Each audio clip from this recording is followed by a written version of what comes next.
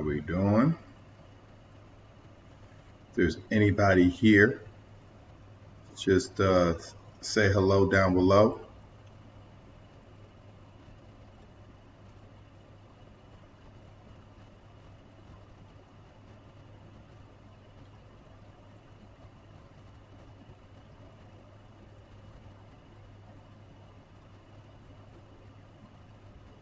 Quite a few emails here.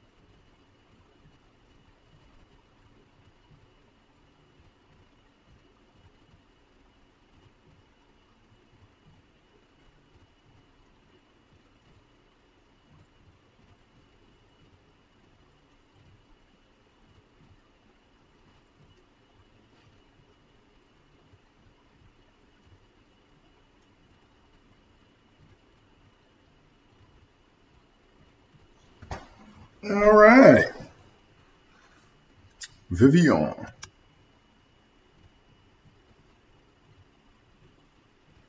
Okay. Well. Okay, Angel.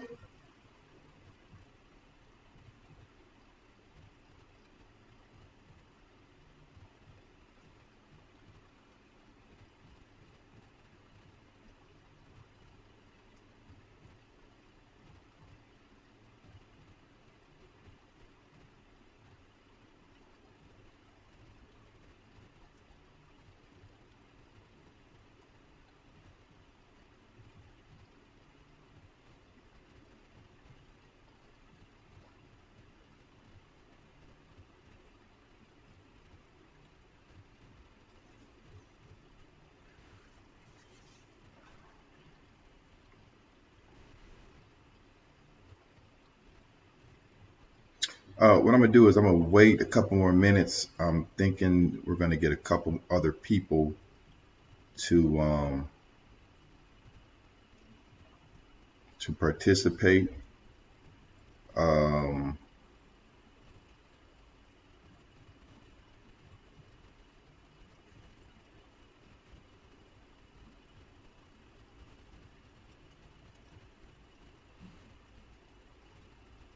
Let me see if I can get.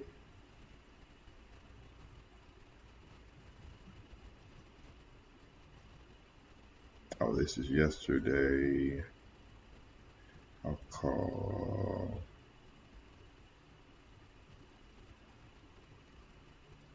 So,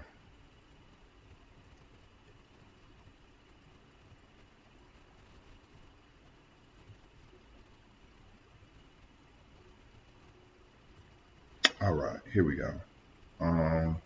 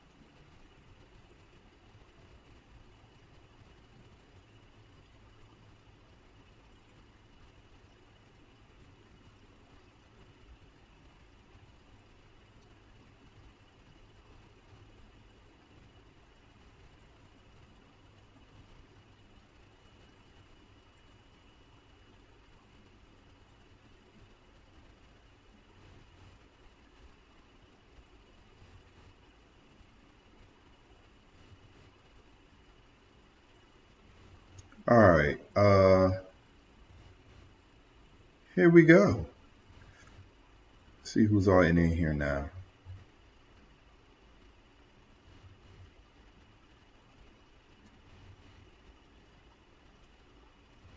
Miss Robinson. I mean, Mr. Roberson. Caduce, you should not be in this class. You're seventh period. Okay. Um, this is an eighth grade class, buddy.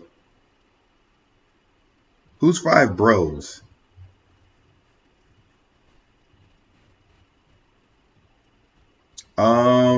I want to say like uh, one.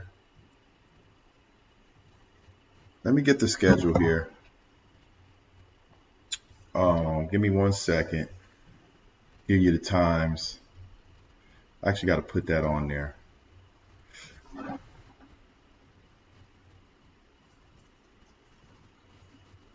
All right. So, let me go to my sent.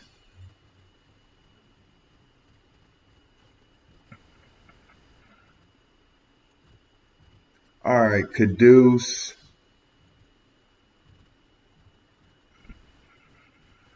145. 145 is when I see you. Almost had a joke for you, but I'm going to leave that alone right now.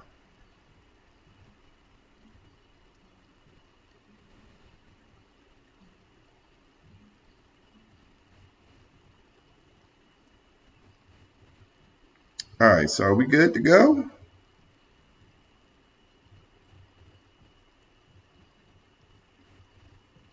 I think we are.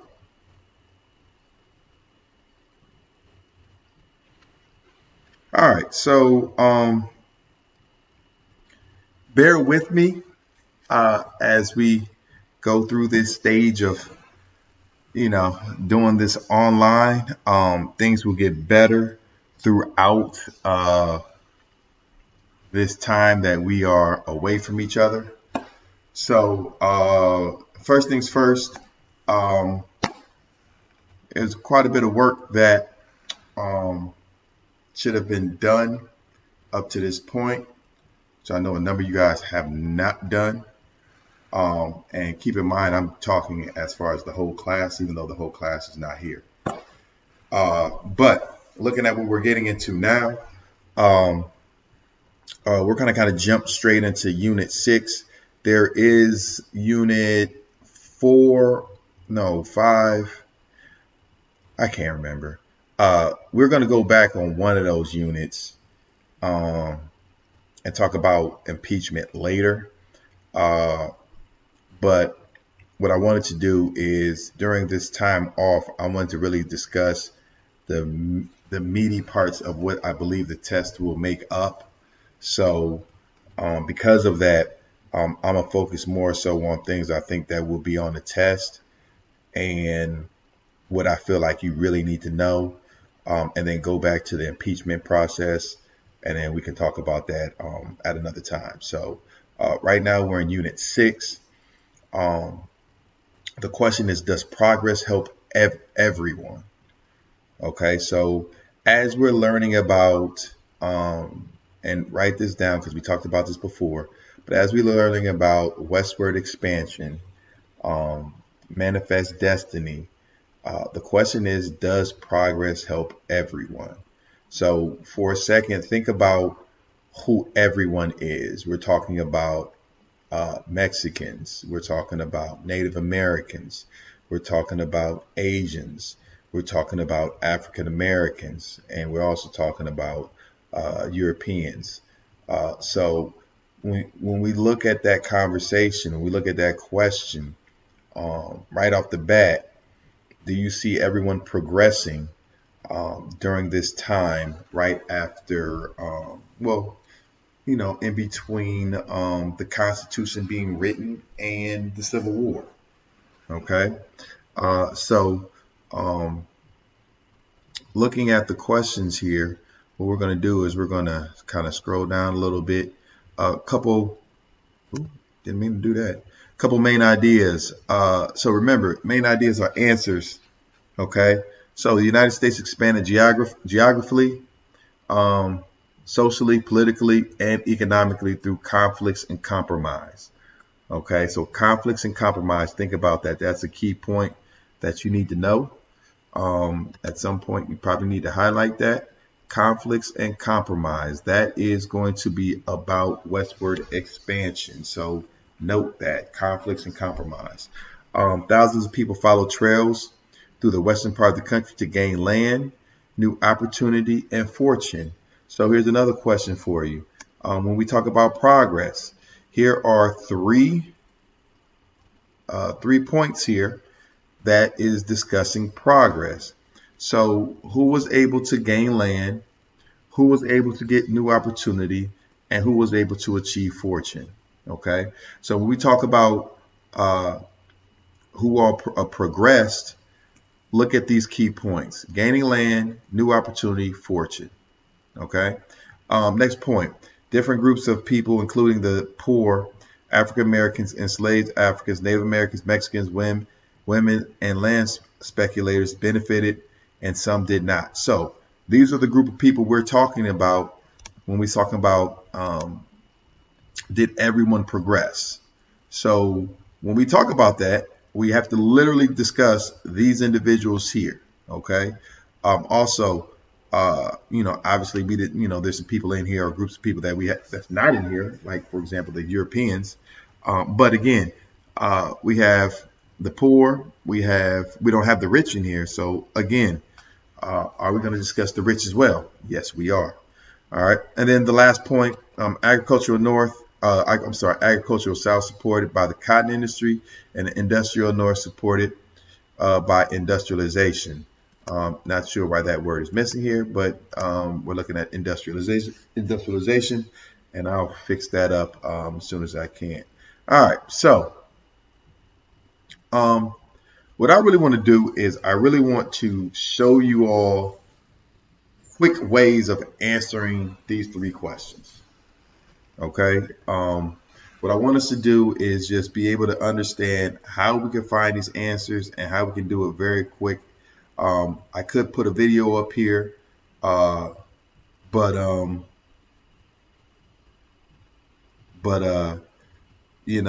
it's a nice way of making sure we're not wasting time. It's a nice. Hold on one second.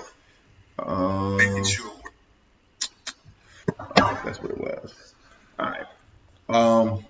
So put that on real quick.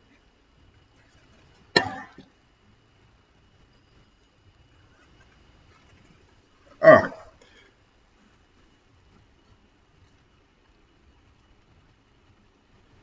So the first three questions we're looking at, we're going to make these real simple.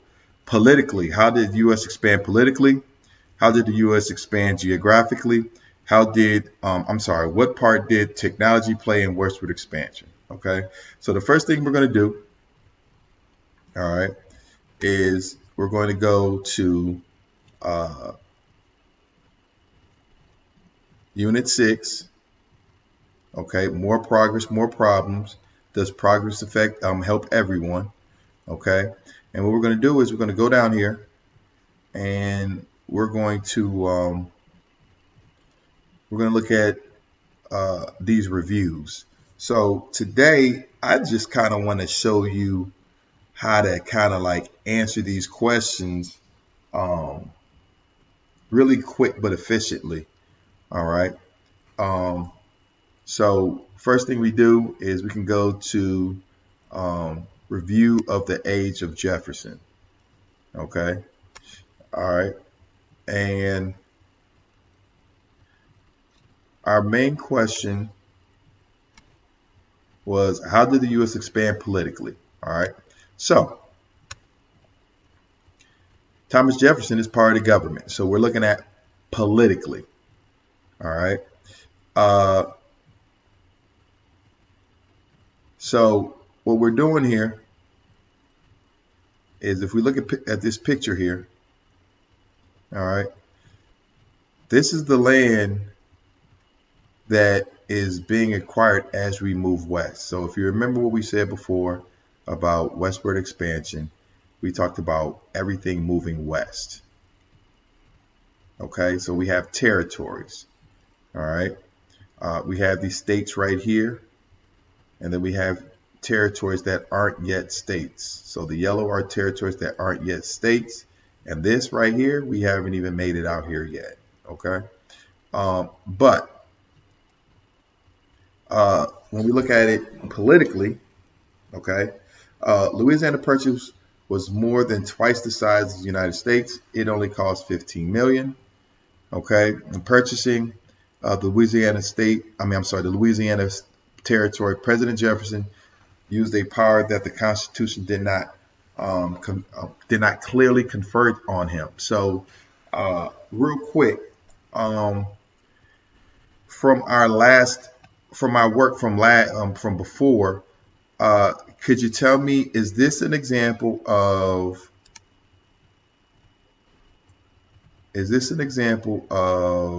loose or strict interpretation?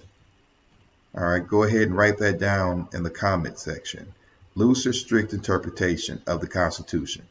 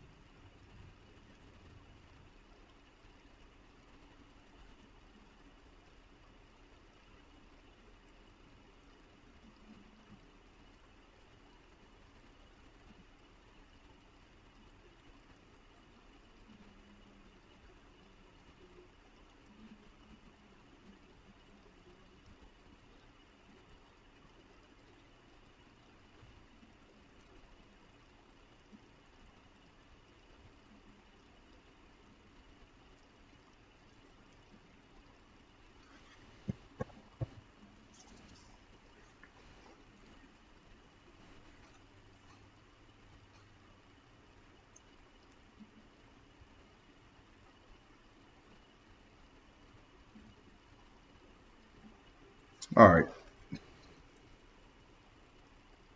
So I'm seeing the answers come in. So this is a great reason why we're reviewing this. I asked this question to see what you guys were thinking. Remember, it says President Jefferson used the power that the Constitution did not clearly. All right. Confer means give. All right. So think about give, the word give. All right. So did not really give him. So the President Jefferson used a power that the Constitution did not clearly give him. So remember, strict interpretation is explicit in the Constitution. So an example would be uh, freedom of speech, okay, or right to bear arms. All right, it's strict. Everyone's allowed to have a gun. Okay, it did not clearly. So basically, he's making it up on his way to doing what he wants to do. So when you're saying it's not clearly or it's not clearly defined, that means he's trying to make sure it falls in his favor. So for example, like we said before, if you ask your mom for some cookies and she says no, not right now, you can't have them, and you wait 5 minutes later to get the cookie and eat it,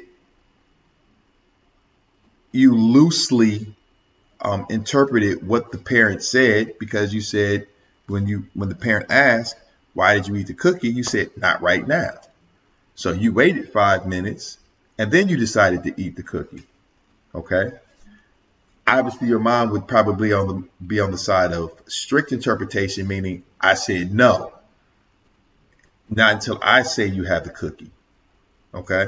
So, um, so yeah, I'm reading. So just keep that in mind. Loose interpretation is basically reading something to appease what you want. Strict is exactly what the text is saying or what the words are saying. Okay. Now, um, if we look here, Louisiana Territory is a political way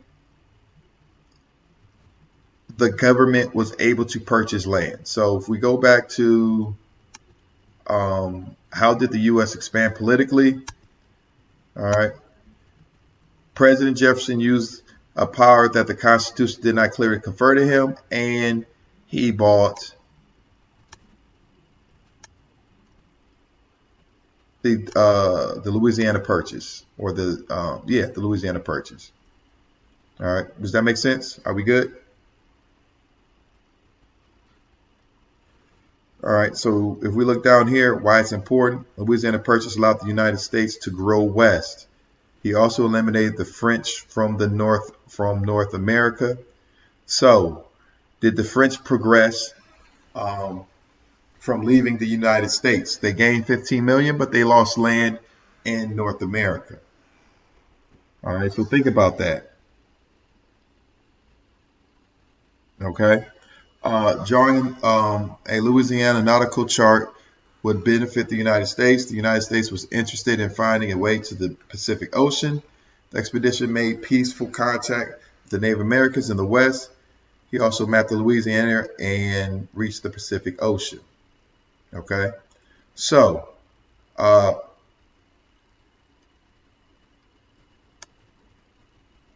the Northwest Territory is going to be like right in here. You're about to see that here in a little bit. So as we scroll down,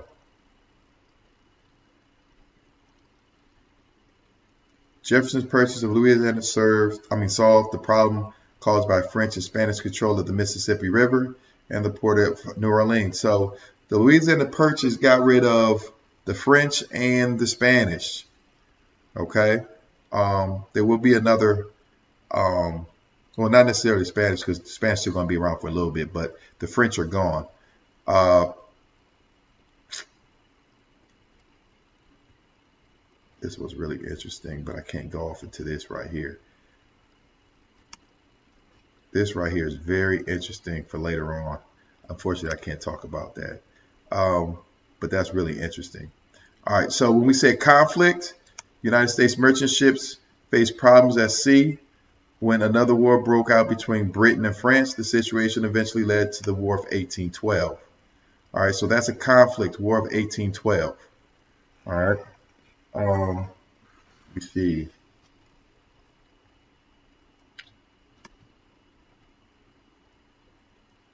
So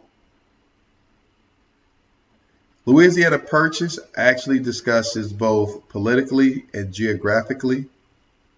All right. Let's look at another one.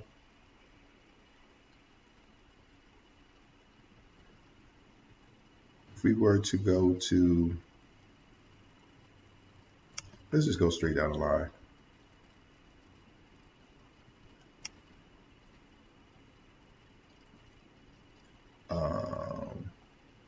No, I didn't want to do that one. I'm sorry. Expansion. Yeah, let's look at expansion.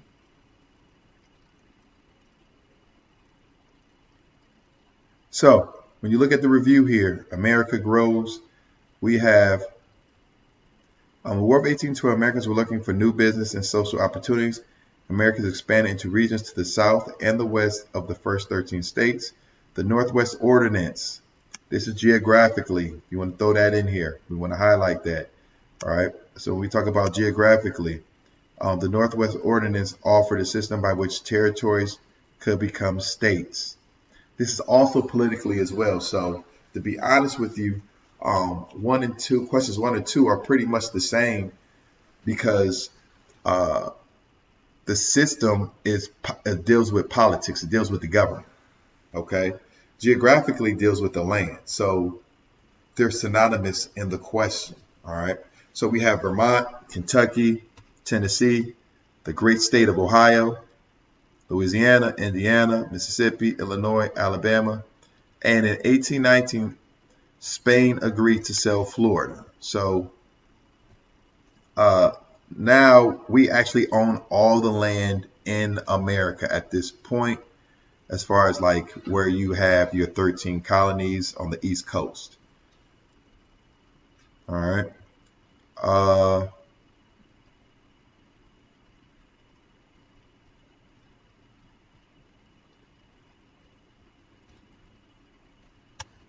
So what we're going to do now, because we just looked at politically and geographically, what part of technology play in westward expansion? Okay. We will look at a little bit of video as soon as I find it. It's over here somewhere. Got a lot of tabs up. Here we go.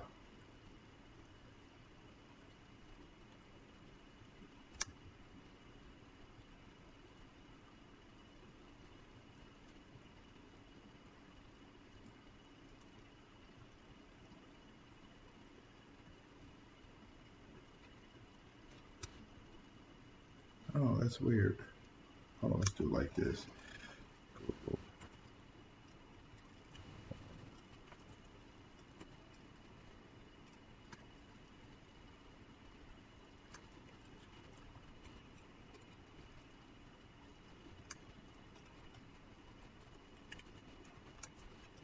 Any questions as I'm pulling this up?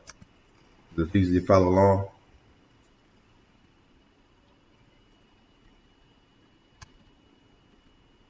What I'm going to do in this class is use the lessons of history to apply to your daily life. Hi, I'm John Green. This is Crash Course U.S. History, and today we leave behind the world of industry and corporations to talk about the wild, wild West. Spoiler alert! You have died of dysentery. And in the process, we're going to explore how all of us, even those of us who are vegans or eat sustainably produced food, benefit from massive agro-business that has its roots in the wild, wild West. The West still looms large in American mythology as the home of cowboys and gunslingers and houses of ill repute and freedom from pesky government interference, but in fact, it was probably not as wild as we've been told. Ugh, Mr. Green, why can't America live up to its myths just once? Because this is America, me from the past, home to Hollywood and Gatsby and Honey Boo Boo. We are literally in the myth-making business.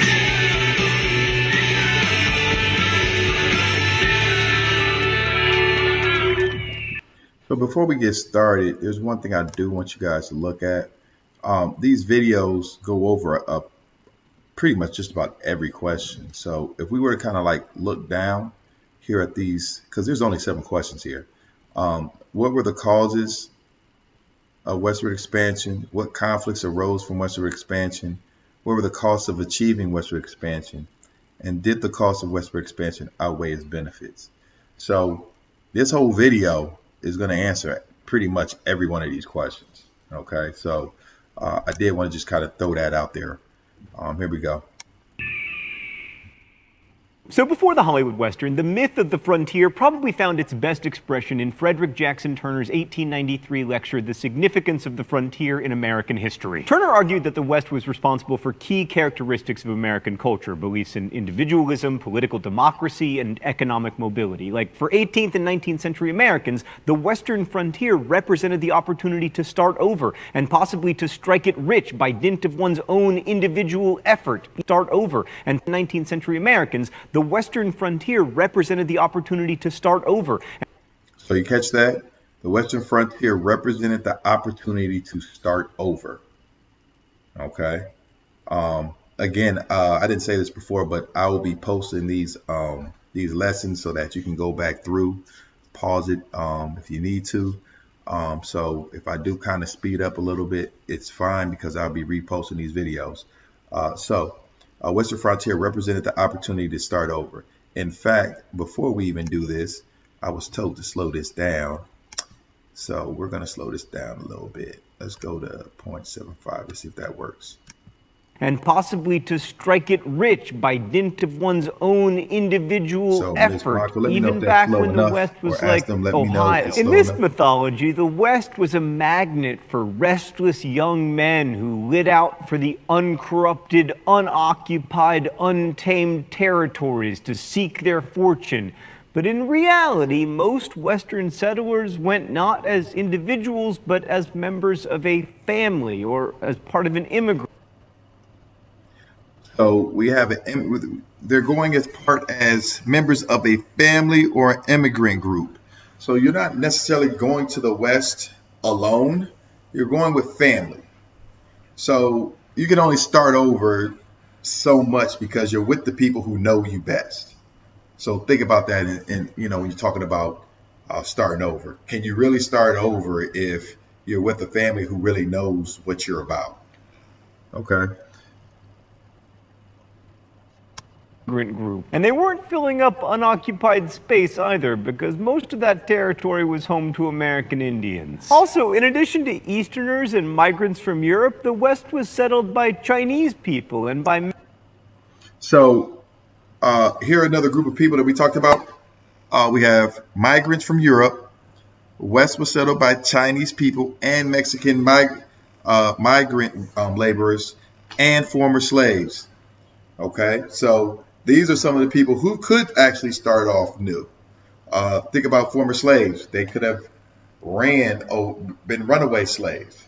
Nobody lives in the West. That'd be a great place to run to. Until it's not, because obviously these territories are going to become either free or slave states.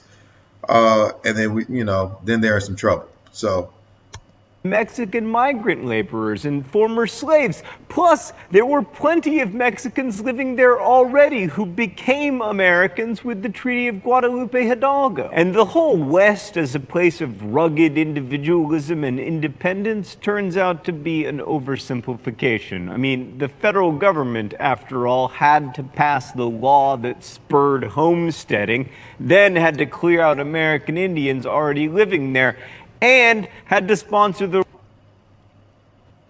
So, two things that's political as well.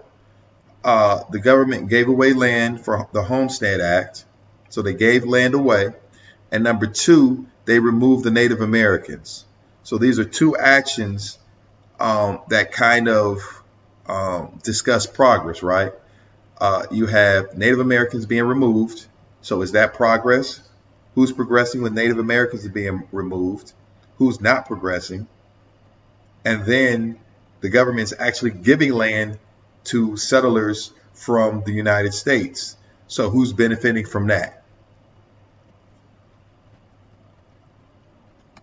The railroads that allowed the West to grow in the first place. About as individualistic as the government buying Walden Pond for Henry David Thoreau. About as individualistic. Sponsor the railroads that. In your notes, write down railroad tracks. These are very important. All right, the railroad track is very important. That's the technology you want to throw down. So, oh, I definitely could put it in Spanish for you.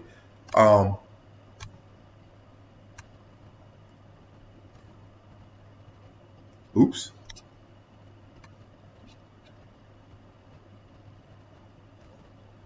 The railroad track is considered technology. Okay. So we've technically answered 3 questions already.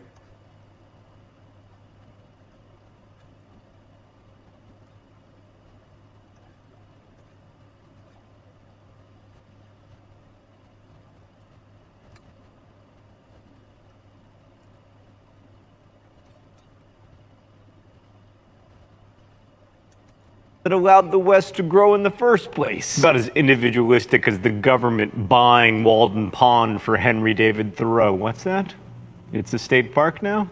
The government owns it? Well, there you go. Now, railroads didn't create the desire to settle the West, but they did make it possible for people who wanted to live out West to. So railroads and the engine that allowed the railroad to actually work or pull. All right, so real quick, I need y'all to do something for me. All right.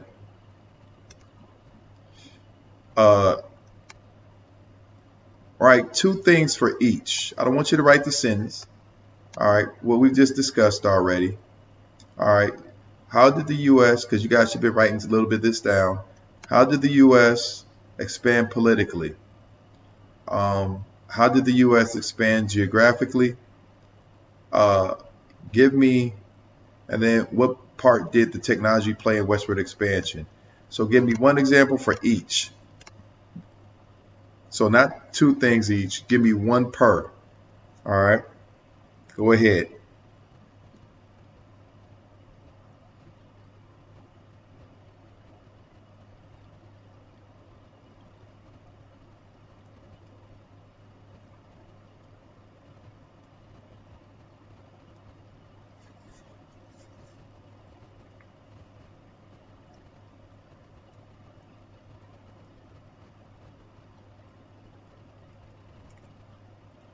Make sure we do in the comment section.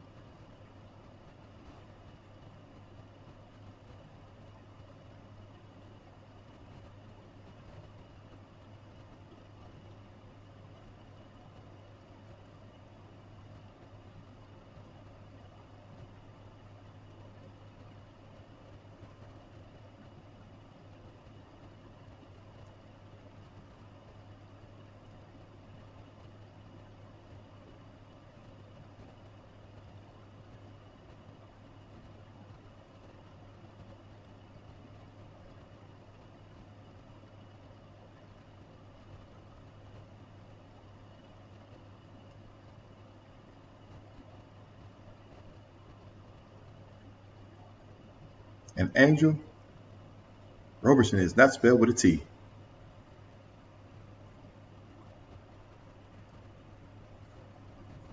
You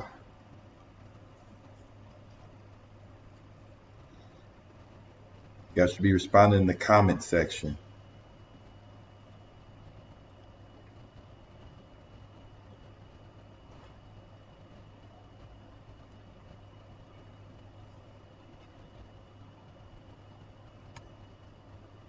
That.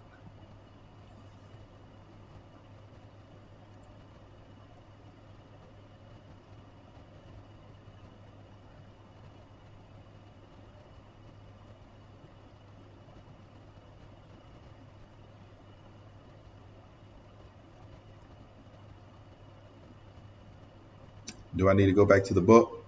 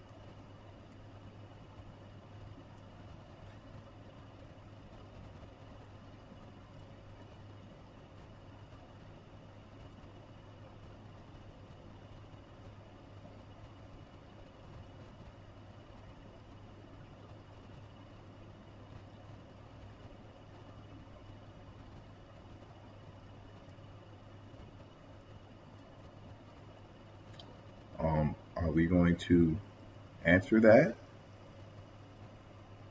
Give me a question or something.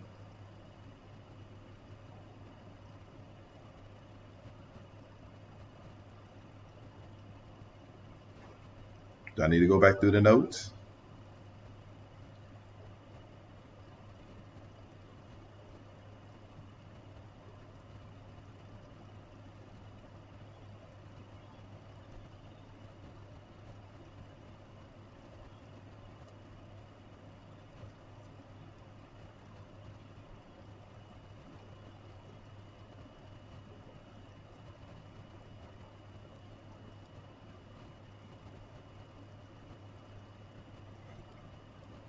All right, Cyrus, give those.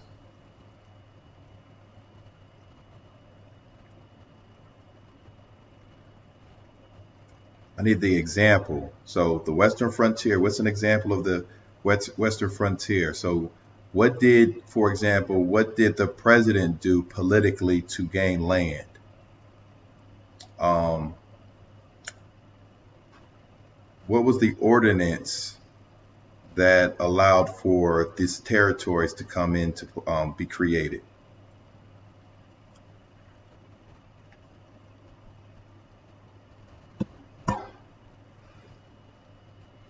All right, so what I'm gonna do is I'm gonna go back. Okay, we should be taking notes down. All right, so I'm gonna go back.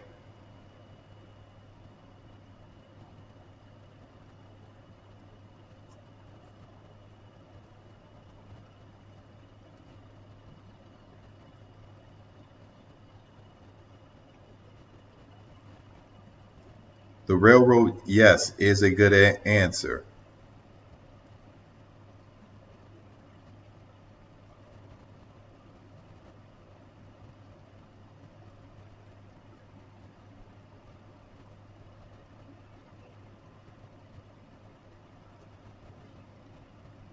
All right, but let's go back to politically. All right, and this is where we need to write the stuff down. Okay, uh, remember we're talking about politically.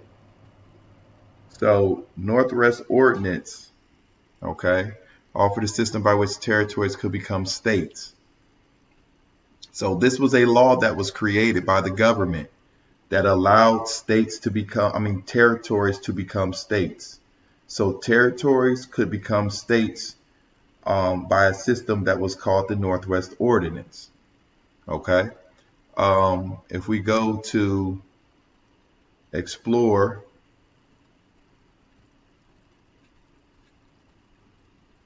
um,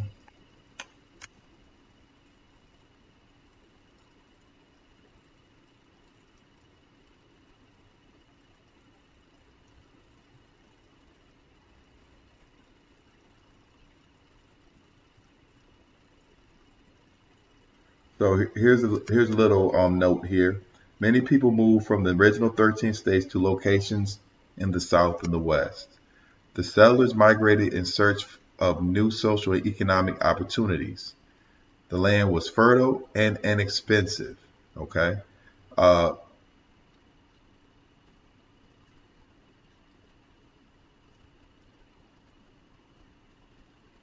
so, new states in the Midwest. All right. Um, this is political. All right. Early 1800s, Northwest territories became states. Okay. So, when we're talking about politically or geographically, either or, because remember, politically means government, geographically is talking about land. So this could be either or. Okay. So in the early 1800s, many Northwest territories became states. Okay. Example, Ohio joined the Union in 1803. All right. We're always going to accentuate Ohio. It's a great state of Ohio. All right. Um, the French and Indian began exploring in the 1600s. The British and Americans killed many Native Americans. So did the Native Americans progress during this time as the French and British were hunting for fur? Did the Native Americans were they progressive? How many others were forced to abandon their lands? Oh, I'm sorry, many others were forced to abandon their lands. Um, this paves way for moving or coming from the east. Okay. Uh,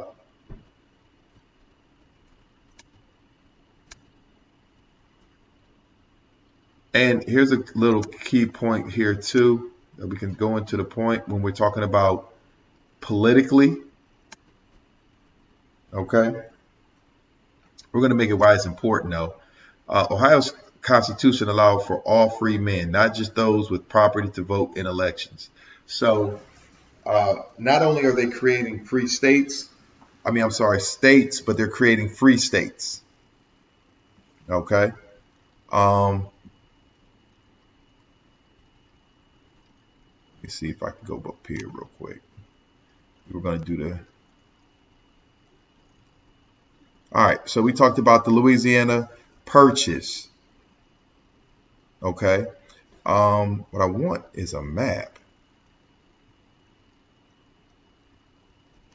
There we go.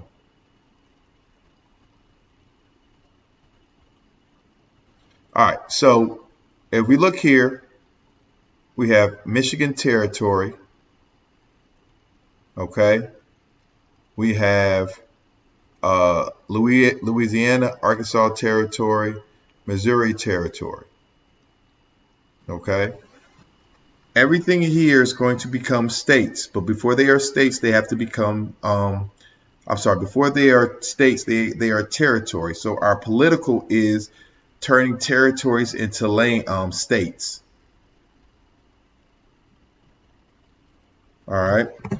So that's another example of political and geography. Wow, I can't even say the word right now. Um, Geographically, because we have states becoming, territories becoming states.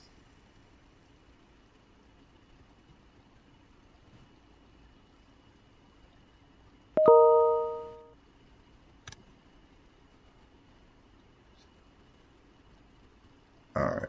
So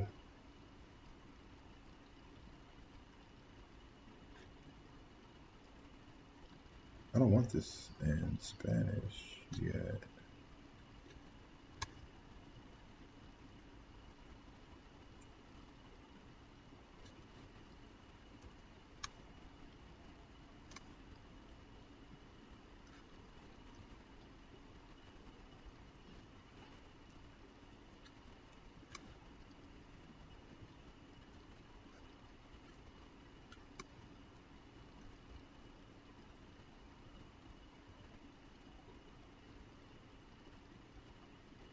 All right. Louisiana Purchase.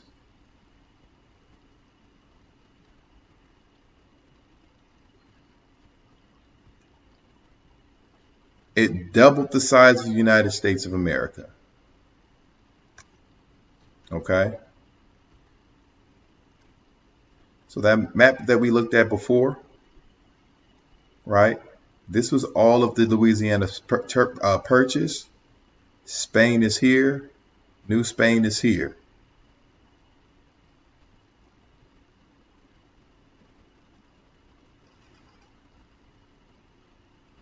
All right. So when we're talking about politically,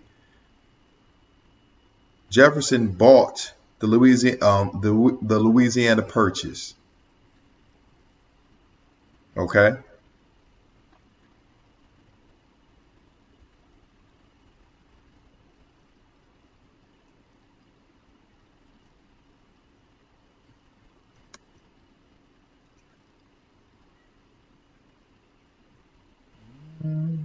We ain't gonna do that.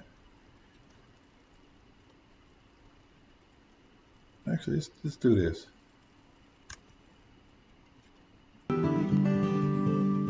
In 1803, President Thomas Jefferson appointed James Monroe to go to Paris to buy the territory around New Orleans. To Monroe's surprise, Napoleon made an offer to sell the whole Louisiana. In 1803, President Thomas Jefferson appointed James Monroe to go to Paris to buy the territory around New Orleans. To Monroe's surprise, Napoleon made an offer to sell the whole Louisiana territory for $15 million. This single purchase added 827,987 square miles of land to the United States. Parts or all of 15 states were formed from this area. The purchase included most of the land between the Mississippi River and the Rocky Mountains. This doubled the size of the United States. In 1804, President Jefferson sent the Lewis and Clark expedition to explore the Louisiana Territory and to find the Northwest Passage, a quick way for commerce to move from the East Coast to the West Coast.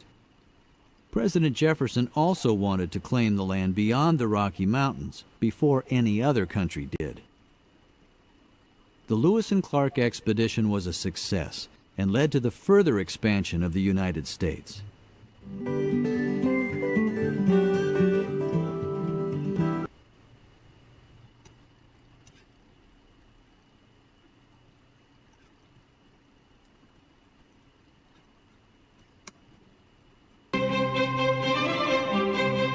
Only 16 years after the French and Indian War, American colonists declared their independence from Great Britain and fought the Revolutionary War.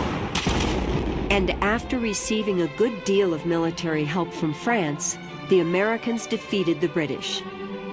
As a result of that great victory, the United States not only won 13 of Britain's colonies, it also won all the land up to the Mississippi River that Great Britain had won in the French and Indian War.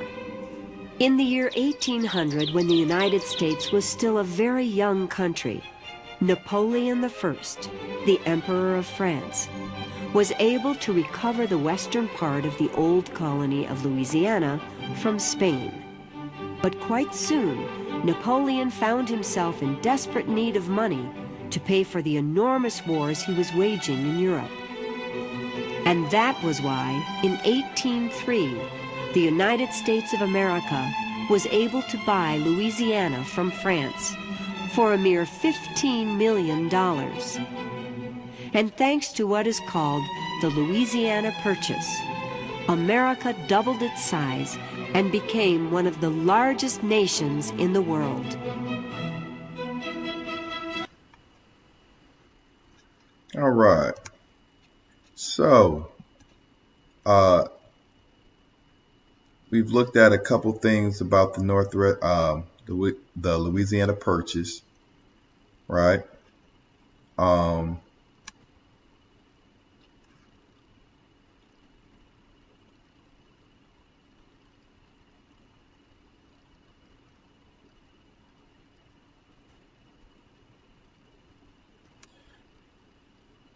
So here's a note that you should be putting. Every land that the Americans acquired, they gave it a name. So You have the Northwest Territory. Okay. Um,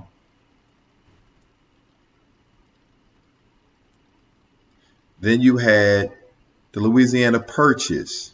Okay. Which, if you look here, you have the Louisiana Territory, Mississippi Territory. Okay. So they named these different territories, and these territories would eventually become states.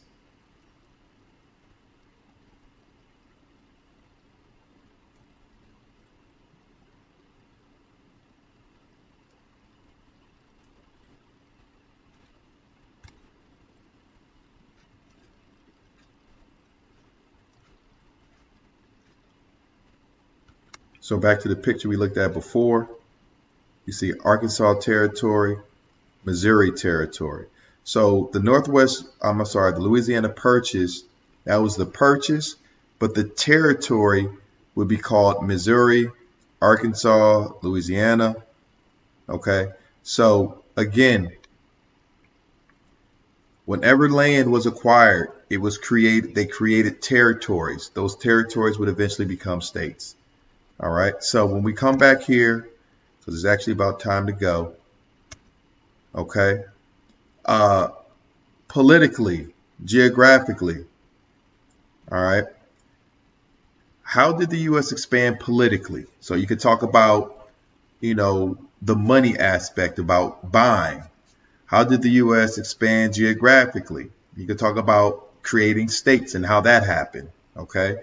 So before you go,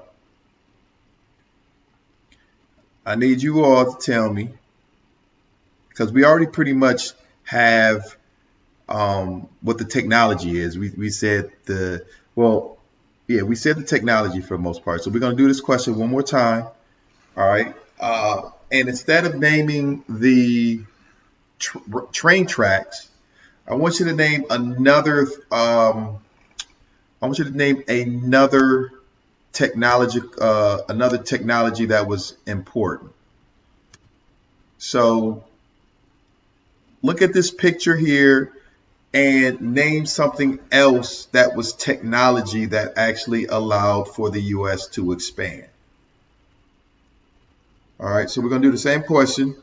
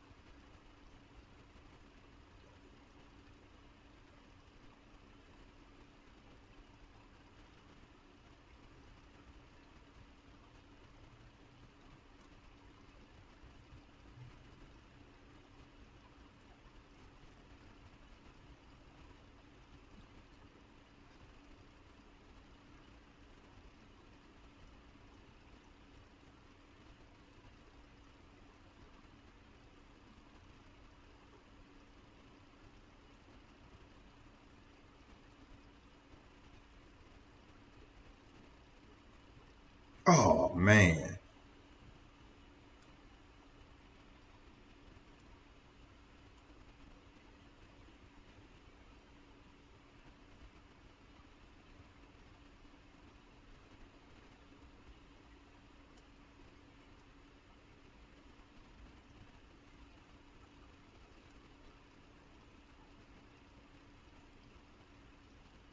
There we go. I have to rewrite it again.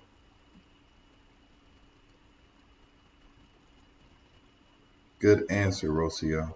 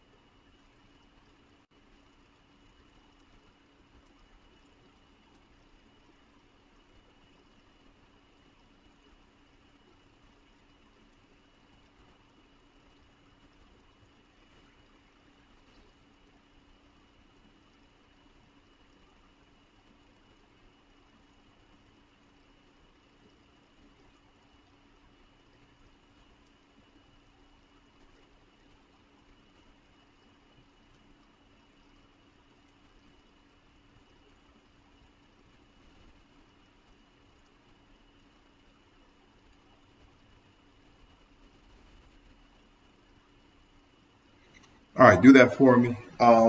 Give one example of political progress of how the United States moved west. Give one example of how the United States progressed geographically, and give one example of technology in the picture other than the train tracks.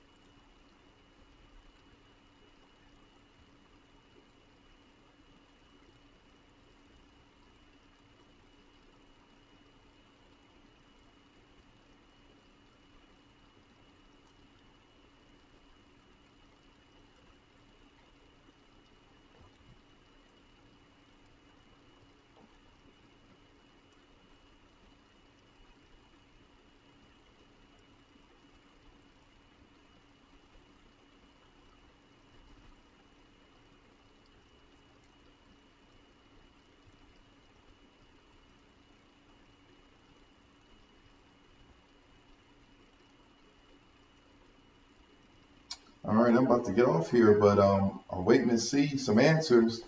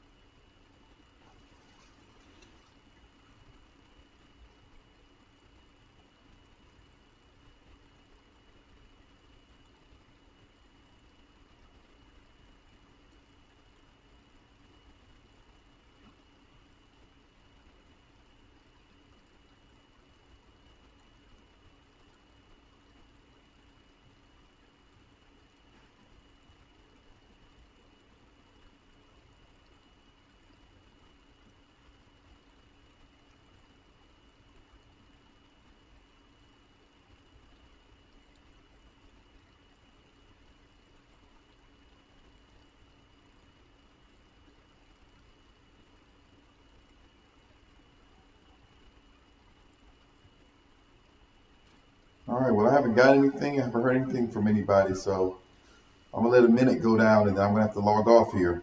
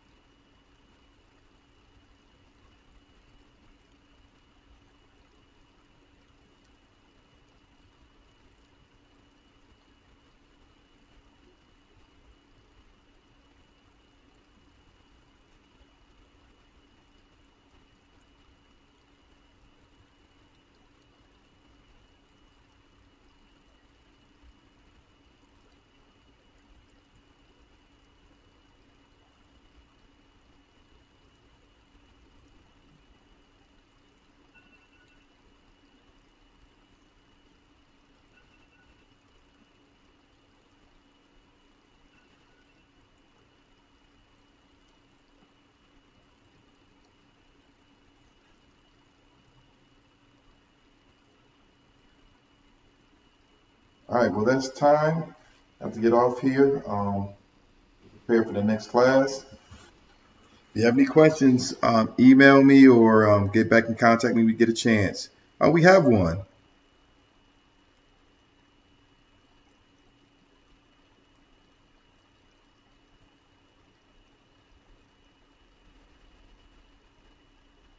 Cyrus, great.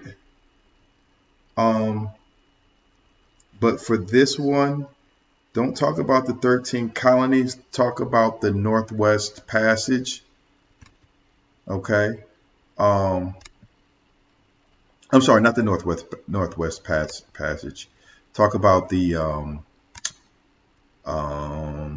Northwest Ordinance. Okay. So we're talking about this land over here. Okay. So the Northwest Ordinance.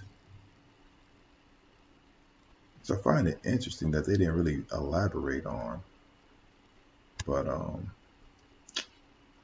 at that. It's right here.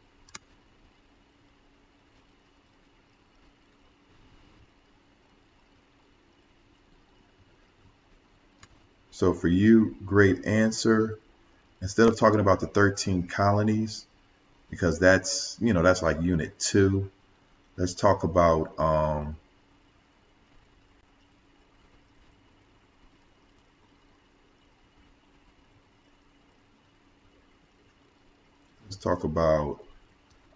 the Northwest Territory. Okay. So like we said before, the video we saw, it discussed additional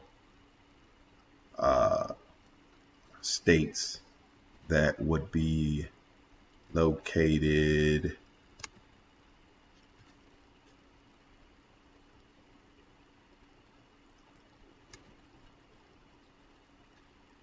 with Ohio, Kentucky, Tennessee, Illinois, Mississippi, Alabama.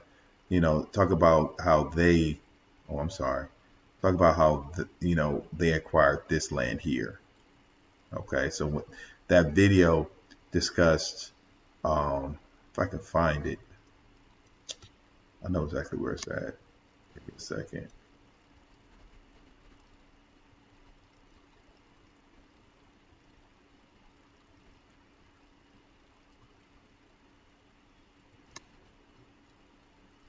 So if we click on, boom, if we look at the video here,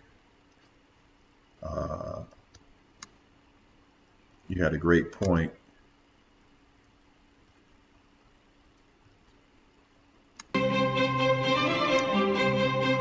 only 16 years after from France for a mere $15 million. Land up to the Mississippi River that greatly won 13 of if you said Britain's colonies. It also won all the land up to the Mississippi River. all the land up to the Mississippi River that Great Britain had won. That Great Britain had won during the French and Indian War. Okay, so because we're moving on from the 13 colonies, we want to add to that. So all you have to do is just add on the fact that the United States won the land that the British had won during the French and Indian War, which extended to the Mississippi River, and you're perfect. All right. So great job. I got to jump off here. Make sure you guys have those notes down and start putting it down onto, your questions in your notes, because I'll be having these questions put up to where you can just pop those answers in. So if you did what you're supposed to, you pretty much got 3 of the sentences down already because you have the examples and you know why. Remember, we're learning about the westward expansion and how people are affected, whether it's through progress or conflict or I said conflict, or what's the other one? There's another word, I can't remember it, but we'll get to that later. So thanks for joining, and I'll see you guys later.